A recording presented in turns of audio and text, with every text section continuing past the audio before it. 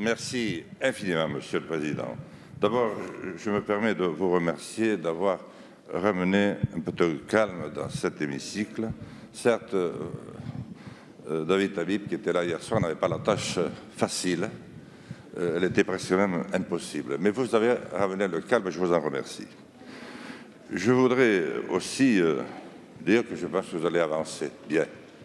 Je vous ai mis un peu de méthode, puis on sent bien que tous les collègues veulent en finir, ce qui est à la fois une bonne chose et une mauvaise.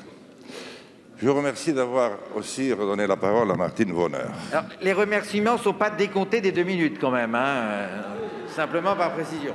Les 2 minutes, vous savez, je n'ai pas entendu beaucoup de remerciements jusqu'à maintenant ici. Vous êtes d'accord, Monsieur le Président? Oui. Et il vous arrive d'avoir la langue un petit peu aiguë. Alors je voudrais dire que ce que nous avons vécu, moi je l'ai vécu comme député à propos de Martine Vonner, est une honte. Parce que j'avais cru comprendre qu'un député incarnait une parcelle de la nation, élu au suffrage universel par le peuple souverain dans sa diversité, et qu'elle est seule comptable de ses actes, surtout lorsqu'elle parle ici, dans cette maison. Alors, merci de l'avoir fait.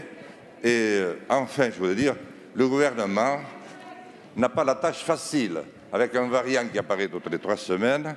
Je pense que je me demande qui est-ce qui pourrait faire beaucoup mieux. Par contre, on gagnerait tous à être un peu moins martiaux, à commencer par nous, qui décidons il y a 15 jours qu'on va pratiquement tous voter, sauf moi, parce que je n'en ai jamais voté aucun, et qui après changent d'avis.